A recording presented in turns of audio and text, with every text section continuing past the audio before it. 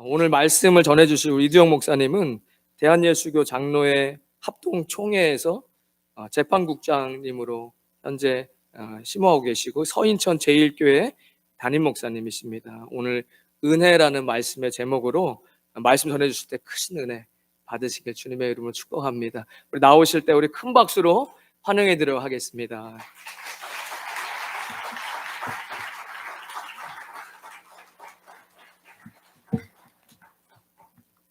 반갑습니다. 여러분, 10년 된 것 같습니다. 제가 임마누엘 교회 와서 10년 전에 수요일 밤 예배에 한번 말씀을 전했던 기억이 있습니다. 그때는 밤이라서 15분 설교했습니다. 빨리 가시라고. 오늘은 낮이라서 20분 할까요? 아무도 박수 안 쳤으니까 50분을 하겠습니다. 50분. 여러분 혹시 은혜라는 말씀을 들어보셨습니까? 많이 들어보셨죠? 근데 은혜가 뭔지는 혹시 알고 계십니까? 은혜라고 하는 것을 너무 많이 들었는데 은혜 받을 준비를 여러분 하고 오셨습니까? 시험들 준비는 잔뜩 해가지고 와요. 시험은 안 들어도 되는데 준비를 해가지고 와요. 오늘 목사님 나한테 한마디만 해봐. 이렇게요. 오늘 장로님 나한테 눈치 한 번만 줘봐. 오늘 우리 여전도 회장님 혹은 우리 권사님들 나 한 번만 째려봐. 내가 가만 안 있을까. 이렇게 시험들 준비를 하고 오세요. 그래가지고 무슨 은혜가 되겠습니까? 은혜는 값이 없이 받는 겁니다. 내가 공부 잘해가지고 학교로부터 장학금을 받으면 그건 은혜가 아니에요. 물론 고마운 일이죠. 그렇지만 내가 노력한 대가예요. 그런데 그게 아니고 난 공부도 못하는데 어느 날 갑자기 교수님이 부르셔서 장학금을 주셨어요. 나는 갚을 힘도 없어요. 그게 은혜인 거예요. 성경에서 여러분 많이 들었을 겁니다. 은혜라는 말은 헬라 말로 카리스라고 합니다. 이 카리스라고 하는 말의 뿌리가 되는 말은 카이로라는 말인데 이 말은 유쾌하게 되다, 행복하다, 즐거워하다, 매우 기쁘다는 뜻이에요. 그러니까 우리가 하나님 앞에 은혜를 받으면 어떻게 해야 될까요? 마음이 기뻐야 되는 거예요. 즐거워야 되는 거고요. 근데 지금 얼굴들은 하나도 안 즐거운 표정들이에요. 엄청 심각해요. 한국에서 온 목사가 설교를 얼마나 잘하나 보자. 저 잘해요. 잘하니까 한 교회에서 25년이 있었죠. 못했으면 성도들이 가라고 했을 거예요. 설교 잘하는 목사님 모시겠다고. 근데 한국 성도님들도 그렇게 용감하지는 않아요. 설교 못한다고 가라고 할 성도는 없고요. 그래도 목사님들이 스스로 모든 목사님들, 우리 유 목사님을 포함해서 대한민국의 또 전 세계 모든 목사님들은 본인의 설교를 제일 잘하는 줄 알아요. 그렇지 않으면 설교 못하거든요. 지금 여기 목사님들 말해서 몇 분이 앉아 계십니까? 근데 제가 설교하게 되면 얼마나 많은 분들이 제 설교를 분석하고 또 분석하겠습니까? 쫄지요? 근데 저 쫄아 보입니까? 안 쫄아요. 이게 은혜라는 거예요, 여러분. 나만 가지고 있는 은혜, 혼자 잘난 줄 알고 있는 거, 이것도 은혜입니다. 이건 은혜 아닌데. 은혜는 누군가에게 받은 그 무엇 때문에 내 마음이 유쾌해지고 행복해지는 마음입니다. 이걸 은혜라고 합니다. 그러니까 우리가 하나님 말씀에 은혜를 받았다, 교회에서 은혜를 받았다라고 하는 것은 말씀을 통해서 찬양을 통해서 혹은 기쁨과 위로를 얻었다라는 말입니다. 그래서 내가 행복해졌다는 거예요. 순간적인 어떤 감정 때문에 마음이 뜨거워지고 좋아지고 이건 은혜가 아니에요. 행복해져야 되는 거예요. 그래서 여러분 교회 오실 때 목사님 얼굴을 바라보면 행복해지셔야 돼요. 목사님 얼굴을 바라보면서 전투적으로 오늘 한번부터 이렇게 와가지고 무슨 은혜가 되겠습니까? 목사님 얼굴 바라볼 때 여러분 행복한 성도가 되십시오. 그럴 때 목사님도 행복해져요. 그래서 목사님 속에서 나오는 말씀이요, 행복한 메시지를 전하게 되어 있어요. 그런데 전투적인 교회 가면요, 목사님들 설교가 칼 같아요. 심장을 막 찌르는 것 같아요. 얼마나 아픔을 주는지 몰라요. 그럼 받아들인 성도들은 가만히 있겠어요? 또 똑같이 공격해 옵니다. 그래가지고 무슨 은혜가 되겠어요? 상처, 시험 이런 거는 우리에게는 없어야 되는 거예요. 이미 상처는 예수님이 다 받으셨고요. 시험은 예수님이 다 이겨내셨습니다. 그럼 우리는요, 은혜만 받으면 되겠죠. 은혜 받으면 어떻게 된다고요? 마음이 행복해진다. 얼마 전에 저희 교회에서요, 우리 찬양팀이, 오늘 찬양팀 참 잘하시네요. 우리 교회보다는 좀 못하는데 잘하시네요. 그런데요, 우리 교회 찬양팀이 찬양을 하는데 은혜라는 찬송을 불렀어요. 내가 살아왔던 모든 날들이, 당연하게 여겼던 모든 것들이 당연한 것 아니고 은혜였다고요. 근데 제가 뒤에 앉아서 갑자기 눈물이 막 쏟아지는 거예요. 그렇다. 내가 지내봤던 모든 날들이 당연한 것이 아니었구나. 왜 이 당연한 사실을 모르고 있었을까? 참 많이 울었습니다. 제가 뒤에서 설교하기 전에. 그리고 그 찬양을 매주 했어요. 한 달 정도. 그때마다 눈물이 나왔어요. 근데 제가 울자고 이 찬송을 부르겠습니까? 울자고 하면 트로트를 듣는 게 더 눈물이 많이 나겠죠. 뭐 그리운 어머니 막 불러대고 그러면 눈물 얼마나 많이 나겠어요? 그런데 그게 아니고 하나님께서 주시는 정화된 마음이었어요. 한없이 울었어요. 그리고 생각했어요. 맞습니다. 하나님 맞습니다. 내가 너무 당연하게 여기고 당연하게 살아왔고 당연하게 생각했던 것들이 하나님 은혜였다는 사실을 제가 지금 비로소 고백합니다. 그리고 많이 울었던 기억이 있습니다. 최근 일입니다. 은혜는 하나님께서 우리에게 베풀어 주신 구원을 올바르게 깨달았을 때 느끼는 행복과 기쁨을 의미하는 겁니다. 그래서 은혜는 필요한 거예요. 은혜 받으세요. 은혜 받으세요. 말은 다 그렇게 하는데 사실은 돌아갈 때 보면 행복한 것 같지가 않아요.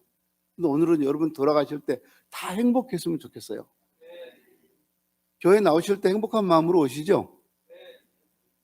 저는 오늘 행복하게 왔을까요, 여기요? 억지로 끌려왔어요. 이렇게 말하면 여러분 참 재수없다고 생각하시겠죠? 근데 진짜 저는 오늘 설레는 마음으로 왔습니다. 끌려온 게 아니고 우리 조 목사님 차 타고 왔습니다. 끌려온 건 아니죠. 조 목사님이 아침 일찍 차를 가지고 오셔서 타고 왔는데요. 어젯밤에 제가 이 교회 확인하려고 걸어와서 호텔에서 걸어서 여기까지 와봤어요. 이 동네 걸어 다녀봤어요, 밤에요. 그리고 교회가 이 동네에 있구나. 중국집도 있구나, 저기. 그것도 보고 갔어요. 사전조사. 설교할 목사가 뭐 이렇게 사전조사를 하겠어요. 가만히 있으면 모시러 올 텐데. 왜 그럴까요? 왜 그랬을까요? 여러분을 만나고 싶어서 그랬습니다.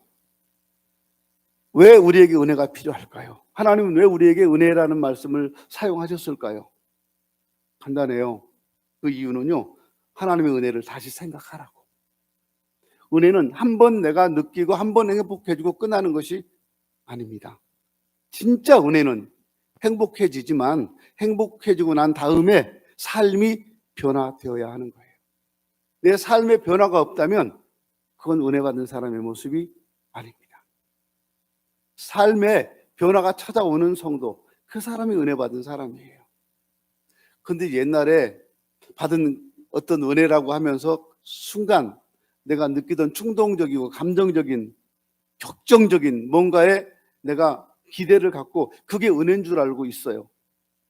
그럴 수도 있어요. 우리 이성교 집사님이 6살 때, 제가 이성교 집사를 잘 알아요. 어릴 때부터 봤으니까요. 6살 때 제가 정확하게 기억해요. 본인은 기억 못할 수도 있어요.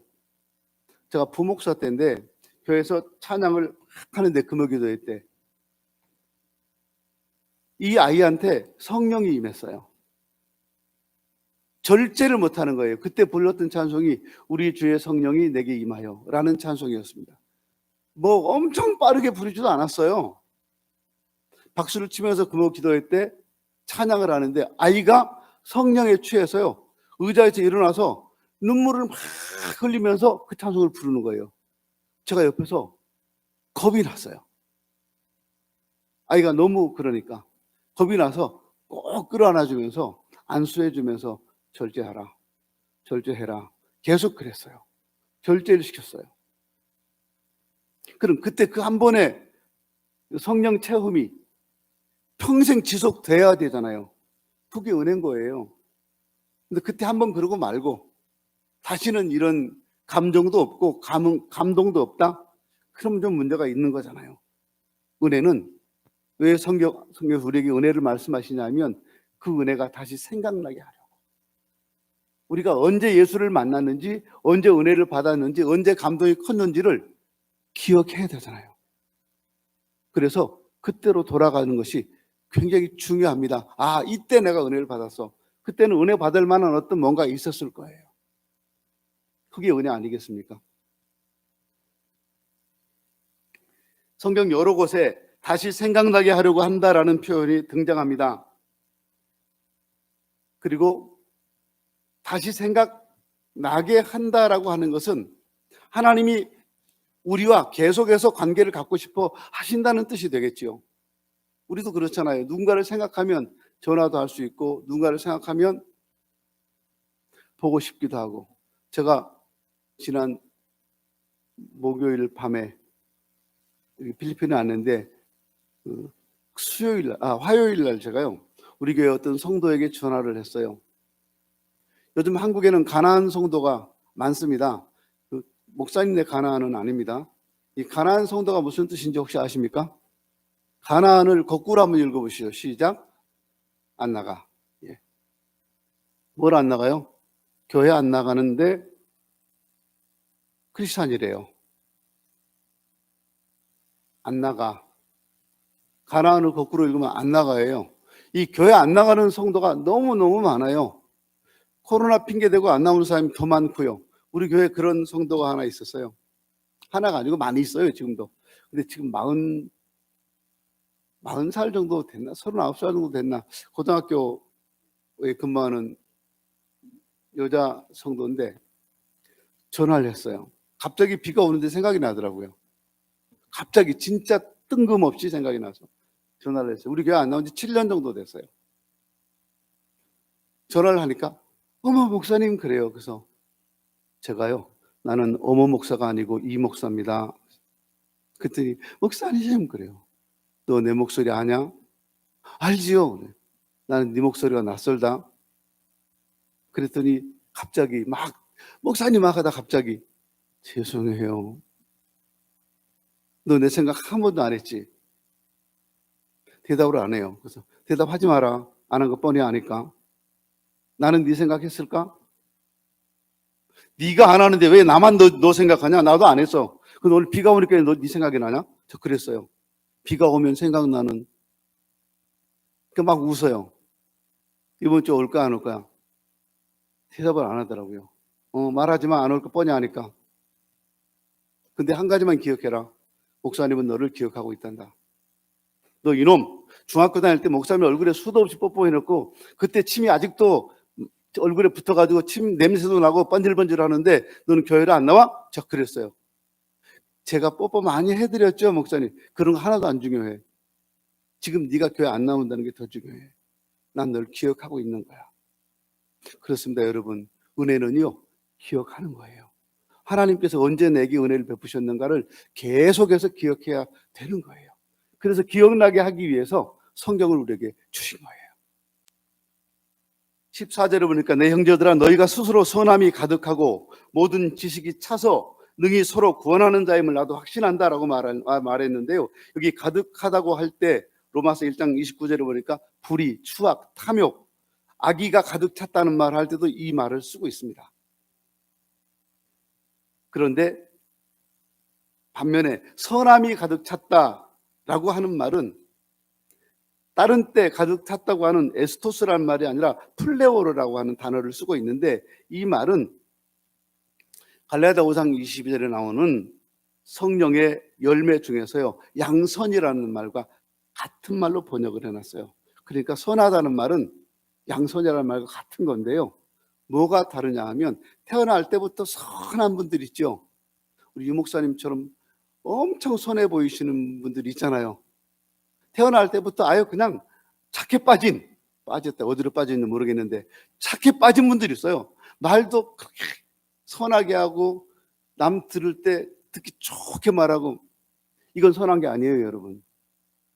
성경이 말씀하시는 선함이란 그런 뜻이 아니에요. 거칠고 강하고 함부로 대하고 막 살아왔고, 그런 분들이 하나님 말씀에 의해서, 성령의 능력에 의해서 갈고 닦여져서 착해진 것, 이걸 선함이라고 하는 거예요.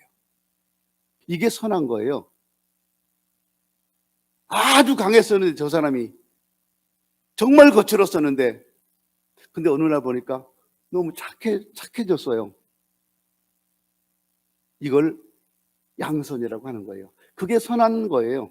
이 사람은 그냥 된 게 아니에요. 수없이 많이 자기 자신을 갈고 닦아서 하나님 말씀 앞에 자기 자신을 노출시켰기 때문에 훈련되어져서 착해졌다는 말이에요. 여러분, 그런 성도가 되었으면 좋겠습니다. 착한 성도들, 엄청 착한 것 같은데 뒤에서 딴짓하는 성도 말고요. 비록 거칠고 험한 말을 하고 험하게 살아왔을지라도 하나님 말씀으로 갈고 닦고 훈련되어져서 착해진 사람, 이 교회 안에 그런 성도로 가득 찼으면 좋겠습니다. 그분들이 큰 일을 하시거든요. 그러니까 태어날 때부터 착한 사람은 별거 아니다, 그런 뜻 아닙니다. 그런 분이 더 착해지면 더 좋겠죠. 선함이 가득하다는 말은 훈련된 그리스도인이 많다는 말입니다. 지금 바울이 하는 말들은요, 자신을 빗대서 하는 말이에요. 자신을 돌아보니까 내가 어떻게 살아왔는지를 알잖아요. 여기 지금 우리는 처음 만나고 혹은 몇 번 만나고 교회에서 양복 입고 만나고 하니까 잘 모르는데, 사실 나 자신이 어떻게 살아왔는지는 여러분 스스로가 아실 거예요. 하나님 앞에서 내가 어떤 사람인지는 여러분 스스로가 아실 거예요. 그런 내가 하나님 앞에서 훈련되고 또 훈련되고 말씀으로 다듬어져서 착해진 사람, 순종하는 사람이 되는 것, 바울이 원하는 건 그거였어요. 이 교회 안에도 그런 성도가 가득했으면 정말 좋겠습니다. 또 하나, 성경은 우리에게 왜 은혜라는 것을 말씀하시냐면 하나님이 우리에게 주신 은혜가 있다는 것을 알려주시기 위해서입니다. 야곱이라고 하는 분이 있습니다, 성경에. 이분은 참 험한 인생을 살아왔죠. 그런데 이 사람이 인생 황혼에 이르러서야 자기 자신이 하나님의 은혜를 입었다는 걸 깨닫게 됩니다. 창세기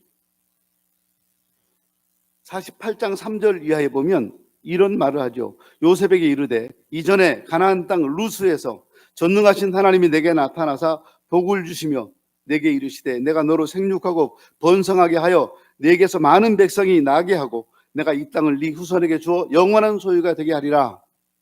이렇게 말씀하셨다라고 아들에게 말해요. 그런데요, 야곱이 루스에서 허락하신 하나님의 은혜로 깨닫는 데까지 걸린 시간이 70년 걸렸어요.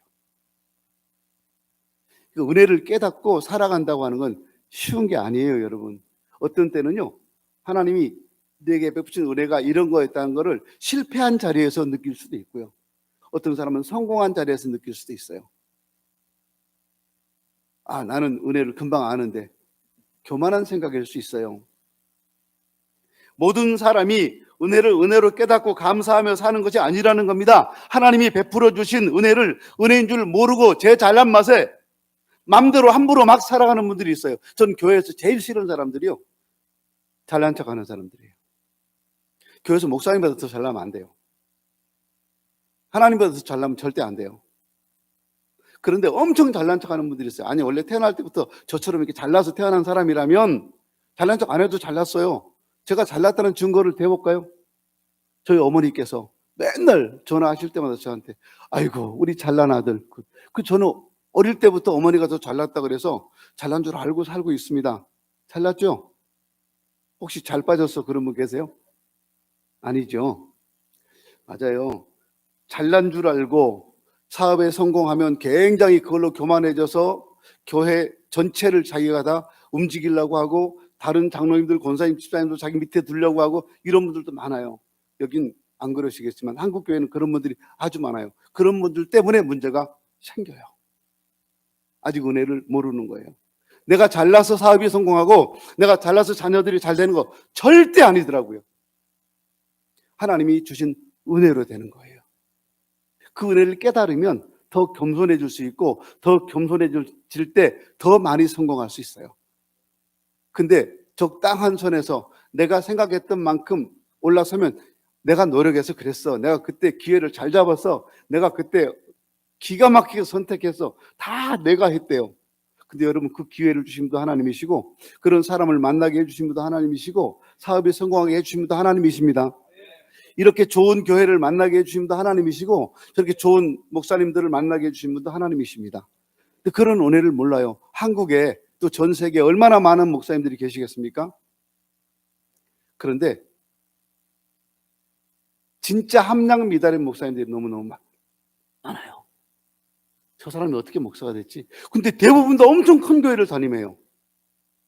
전 그게 내가 주님 앞에 가면 물어보려고 그래요. 하나님, 정말 진실하게 성실하게 살아온 목사님들은 저 작은 교회에서 저렇게 힘들게들 지금도 무릎 꿇고 살아가는데 기도도 안 하고 성경도 안 보고 인성도 아주 개똥 같은 인간이 왜 저렇게 큰 교회를 담임하고 살아야 했는지 좀 알려주십시오라고 주님한테 가면 좀 물어보려고 그래요. 제가 아직 모르는 거예요, 그걸. 근데 언젠가 제가 그거 알았어요. 학교 다닐 때 공부도 저보다 훨씬 못했고요. 기도 생활도 저보다 훨씬 안 했고요. 그런 목사님인데 이름만 대면 한국에서요 알만한 큰 교회를 담임하고 계세요. 그때 제가 그 목사님을 통해서 깨달은 게 뭐냐면요, 부모님들의 기도가 이렇게 중요하구나 하는 걸 알았어요. 여러분 신앙생활 잘 하십시오. 여러분이 가진 복을 자녀들에게 후손들에게 대물림해 주시려면 신앙생활 잘 하셔야 돼요. 그렇게 큰 교회를 움직이시는 목사님들 뒤에는 기도하는 부모님들이 계셨어요. 장로님이 부모님이시거나 아버님이 부모님이시거나 끊임없이 그 자녀를 위해서 지금도 기도하고 계시더라고요. 그걸 보면서 기도하는 분이 계셨구나. 내 뒤에는 기도하는 분이 없었구나. 내가 기도해. 부모님을 위해서 내가 기도해야 되고 장모님을 위해서 내가 기도해야 되고 형제들을 위해서 내가 기도해야 되고 나를 위해 기도해 주는 분은 별로 없는 거예요. 그러니까 힘들었어요. 그걸 제가 어느 날 깨닫고요. 와, 믿음의 가정을 이룬다고 하는 건 이렇게 복된 것이고, 그리고 저는 이렇게 살았을지라도 제 자녀들은, 제 후손들은 정말 잘 될 것이라는 확신이 있어요. 전 기도하면서 느꼈거든요. 그래서 여러분 자녀들이 잘 되길 바라시면 기도하세요. 하나님의 은혜를 은혜인 줄 알고 사십시오. 잘난 맛에 사는 거 교만한 겁니다.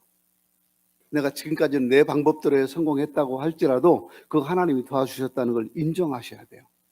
그래야지 세계적인 기업가도 될 수 있고요, 세계적인 인물도 될 수 있어요. 70년 걸린 하나님의 은혜, 깨닫는데 70년 걸린 하나님의 은혜를 우리는 지금 오늘 여기서 다 깨닫고 가야 됩니다. 사도 바울은 근데 달랐어요. 야곱과 달랐어요.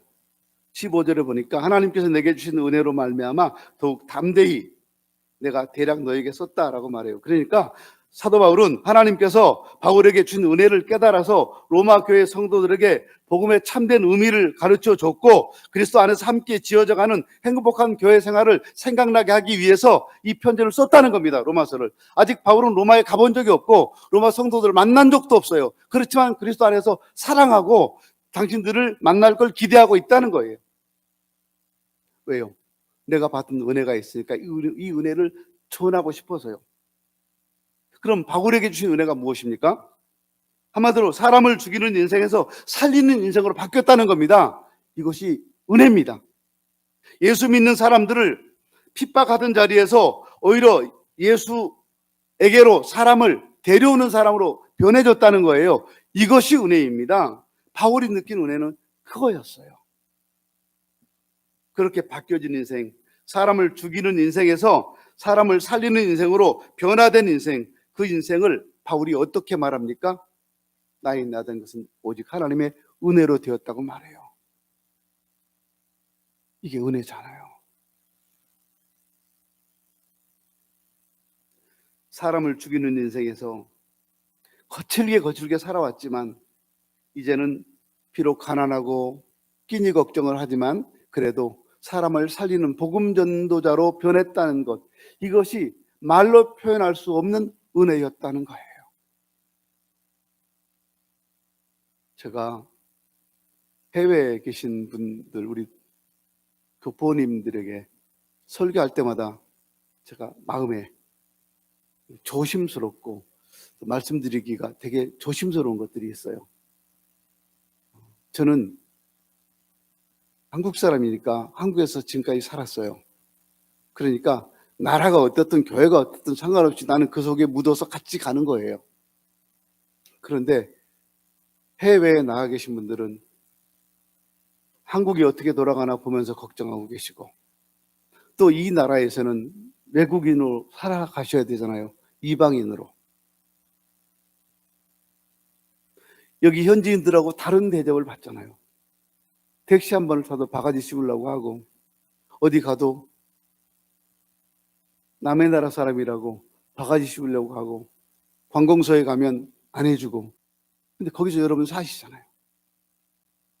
또 다행히 따갈로그도 잘하시고 영어도 잘하신다면 내가 하고 싶은 말을 다 할 수 있겠지만, 그게 잘 안 되신다면 내가 억울한 일도 하고 힘든 일을 당했는데 내가 하고 싶은 말을 다 못할 때가 있잖아요. 그때 얼마나 답답하시겠어요.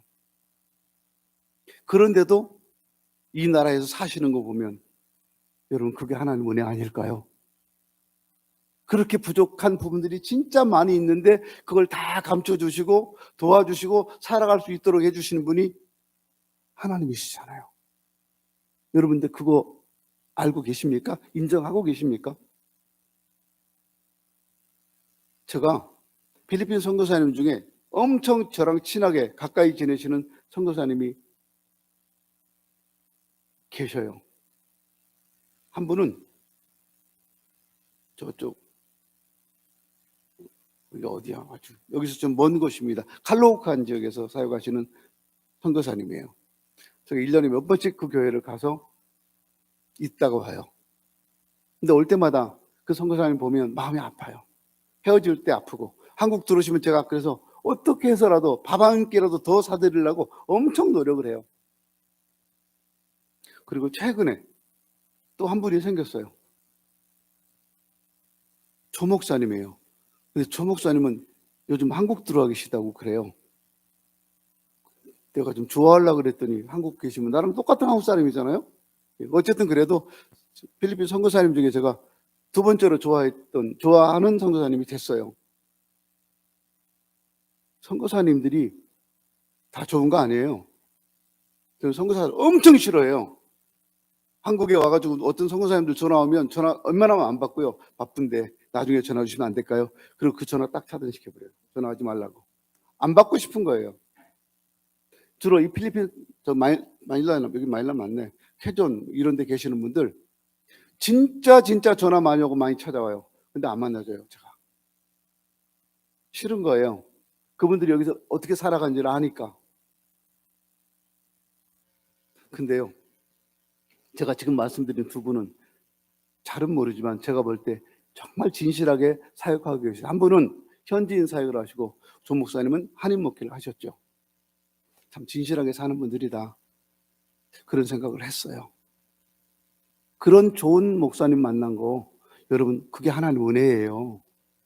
그거 오늘 알고 돌아가시면 그게 은혜예요. 그게. 바울은 나의 나된 것이 오직 주의 은혜로 되었다는 사실을 고백하고 있어요. 이것이 사도 바울이 느끼고 사도 바울이 살아가고 경험했던 인생입니다. 16절은 이 은혜는 곧 나로 이방인을 위하여 그리스도 예수의 일꾼이 되어 하나님의 복음의 제사장 직분을 하게 하셨다라고 말해요. 여기 일꾼이라는 말은 제사장이라는 말과 함께 나오고 있는데 이 일꾼이라는 말은 노예라는 말이 아닙니다. 여기서 일꾼은 제사장과 같은 동급으로 사용되고 있는 일꾼입니다. 다시 말해서 복음 전도자라는 말로 대신할 수 있습니다. 바울은 자신의 인생이 은혜로 자랑스러운 인생이 됐다는 것을 사람들 앞에 말하고 있습니다. 하나님께서 자신을 통해서 하시고자 하는 일들이 자랑스러워졌어요. 그래서 자랑합니다. 18절에 보면 그리스도께서 이방인들을 순종하게 하기 위하여 나를 통하여 역사하신 것, 나는 이거 자랑한다 라고 말해요. 나를 통해서 하나님이 하신 일, 이방인들이 돌아오게 하신 일, 이걸 자랑한다는 거예요. 얼마나 성공했느냐, 얼마나 높이 올라가느냐, 얼마나 많은 재산을 모았느냐, 얼마나 큰 예배당을 건축했느냐, 이런 데 관심이 없고요. 나를 통해서 이방인들이 주님께 돌아오게 하신 것, 바울은 그걸 자랑했어요. 사실 우리가 인간적으로 본다면 사도 바울 같은 분은 참 어리석은 사람이에요. 세상적으로는 출세가 보장된 분이었어요. 가말리엘의 문화생, 그때는 대학이라는 이런 제도가 없었기 때문에 어떤 스승에게 배우느냐에 따라서 그 사람의 진가가 결정이 됩니다. 가말리엘은 그 당시 최고 학부라고 할 수 있는 사람이에요. 최고의 랍비였어요. 그 가말리엘의 랍비 문화생으로 들어가는 게 쉽지 않은데 바울은 바로 그 가말리엘의 문화생이었어요. 최고의 학자에게 배운 사람이라는 거예요. 요즘 말은 서울대 나왔다고 해야 되나요? 거기다가 예수 믿는 사람을 다 잡아서 가둘 수 있는 권한까지도 받은 사람이에요.